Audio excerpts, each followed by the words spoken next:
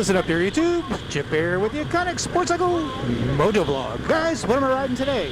Well, guys, this is a 2016 Royal Enfield Continental GT. Guys, I can't tell you how much fun this bike is. So I'm going to kind of go over some things with you. You probably heard some good things about the bike, some bad things about the bike. I kind of want to verify some things with you. But overall, this has been a great experience for me. It's been a lot of fun. One of the benefits of my new gig, I'm working at the Sky Power Sports in Orlando, Florida. We are a multi-line dealership, so I am getting to test drive some of these new motorcycles. And I want to give thanks to Sky Power Sports for loaning me this bike. But yeah, this has been a fun time. I took it home from work last night. It was a 50-mile ride home. It was in a dark road. Lighting was really, really good. The display is not digital, so it is very old school, but the numbers are big, easy to read. The contrast between the white and the black made it, even at nighttime, really easy to read. Now, most of the time, my SV650 has dual headlights, that kind of tapered out at the sides, which is kind of nice for those dark roads at night, kind of see to the sides. The headlight on this is kind of bubbled out, so it gives a really wide range of light, especially with the low beam on. High beam was great also. So no complaints about visibility. I really love the dual dial setup. It's classic, it's old school. Something I'm generally very familiar with. Another thing I like about the bike is its handling qualities are really really nice.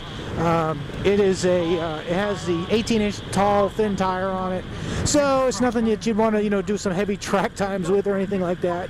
But it does transition quite easily. This does have a premium, it has the Pirelli Demon Sport tires on there. I put those on my Zongshen. I do like them. They hold the road really well. Even in the wet, they grip well. Now, I've had this, since I've had this bike, I've only had dry roads to try it on, but I'm going to guess it's very similar. I think, the tires make a big difference on a bike as far as how they hold the road. And again, this having a premium tire right from the factory, I think is a good plus for it. I'm going to touch base on some of the suspension features, the design of the chassis. Even though it's really old school, it works really well. I've been having a lot of fun on it this morning. I think that, does it compare to a modern sport bike as far as, handling, braking, performance and power? Absolutely not. It's 29 horsepower, nothing to get really excited about. But, for what I'm doing, it's great. I think that if you were looking for a really classic daily commuter, you couldn't do better than this one, especially at the price point of $59.99. I think it's a fantastic bargain. As far as it being, it has that cafe racer look. As far as actually being a racing bike, it does have a slight rear set to it. It has the clip-on bars. Now the clip-ons are above the tree, so it's not unbearably uncomfortable. It does have, the bar is kind of long. So the nice thing about that is, when you're in a windy road like this, you can get up close. You can counter steer real nice and easy. But when you're on a straight, you can kind of kick back. Put your hands to the back of the bar, and it's really comfortable. So you can get, take some of that bend out of your back and, enjoy the ride. So overall, I got really nice things to say about the bike. The gears, as you probably, they're a little bit clunky. Not bad. Of course, it is a brand new motorcycle. It has right now 71 miles on it. So that being said, most motorcycles, after they get broken in a little bit, the gear shift, box kind of loosens up a little bit. I've heard other people, other reviews saying the same thing. It's kind of clunky, but it's very positive. It's in gear. You're not guessing. The other thing, it has a very noticeable, you can feel the friction point in the clutch. So if you're a new rider, this would probably be an easy one for you to get started on. You got the clutch, it has a light clutch pull, but you can feel the friction zone. And again, the gears being a little bit on the clunky side, you're going to know that you're in or out of gear, so you're going to have a good feel for it. It does not have a gear indicator, which is something I like, but, it is not a necessary part of motorcycling. It is a 535cc single engine, single cylinder engine. It does have a 5-speed wet clutch transmission, pretty easy to operate. I'm just going to do a quick walk around over here at the Warbird Museum. Hey, look, I said it right the first time. Really cool place.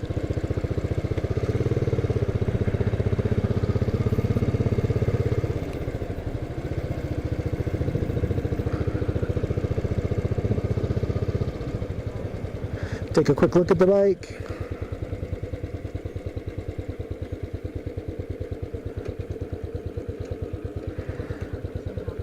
Now when I put the kickstand down, it is going to stall because that's what this thing does. There we go.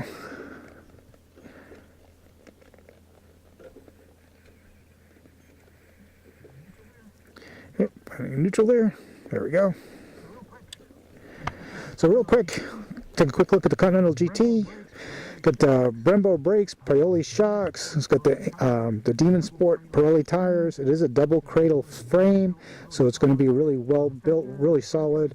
The fenders, the side covers, they're all nice heavy gauge metal, so it's not a cheap plastic toy. A lot of the bikes in this price point you're going to find are, you know, not so nicely made. It's going to be a lot of plastic.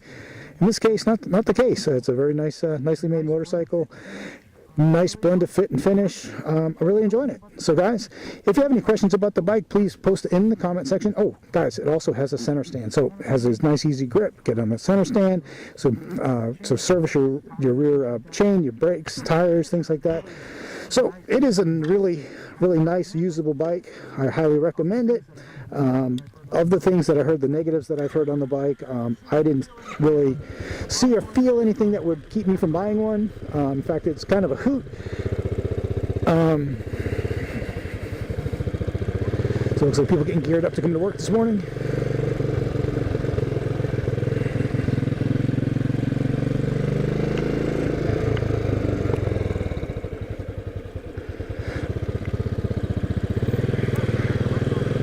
But guys, if you're into retro machines, this has got a great look to it.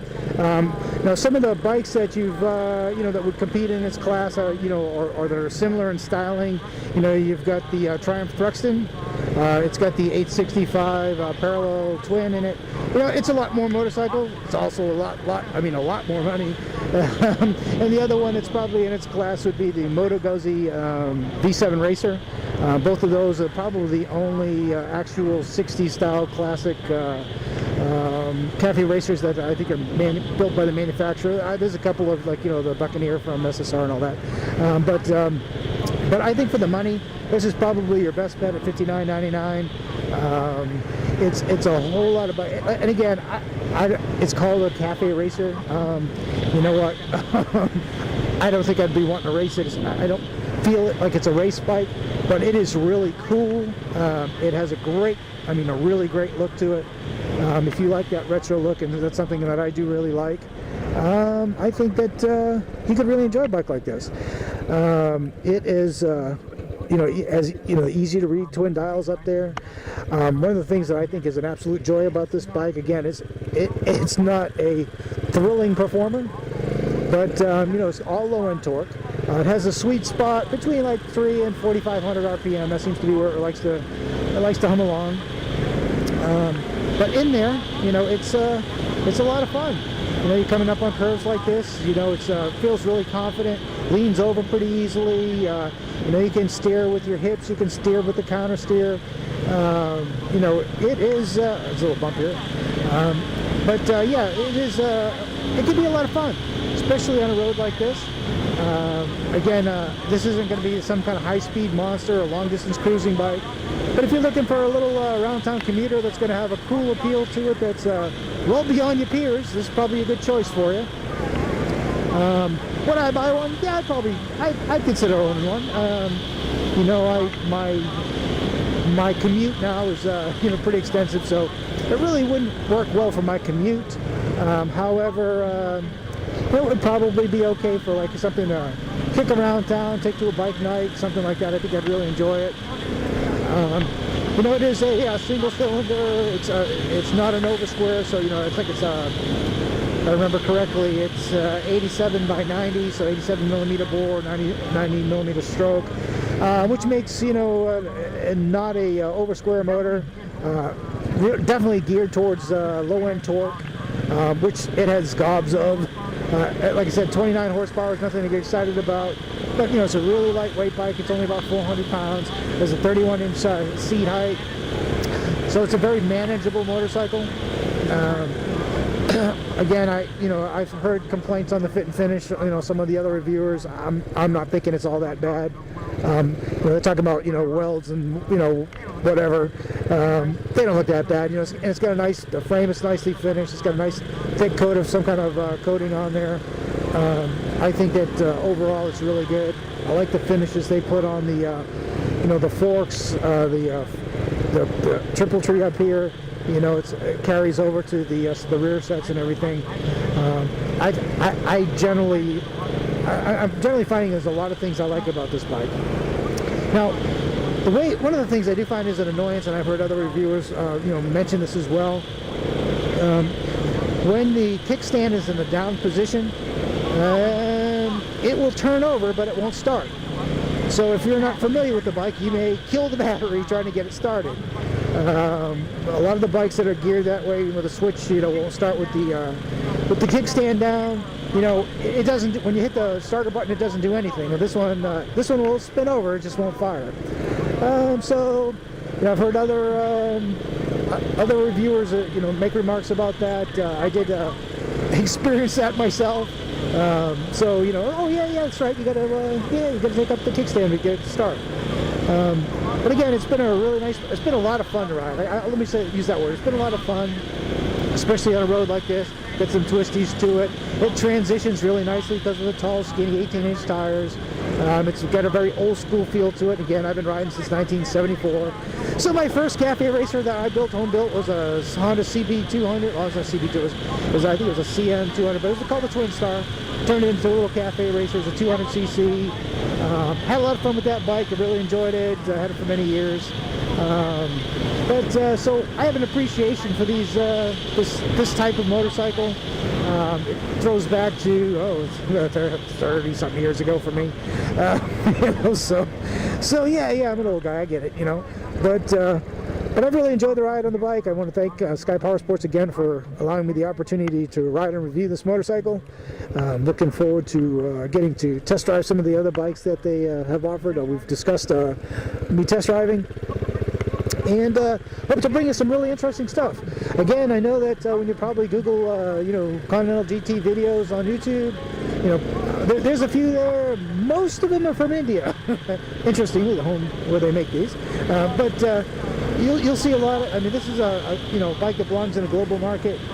You will find that there's probably very little in the United States about the bike. So I'm trying to change that. Trying to give you some information that you might find useful. I think that it's a fun bike. As far as a commuter goes, it would be hard to beat this for like I said, the price of $59.99. Again, if you're thinking about buying one, you live in the Orlando area, you might want to check us out at Sky Power Sports. We'll make you a good deal on one. But again, this is Chip from the Iconic Sports Cycle Motovlog. Guys, I'll talk to you real soon. Bye.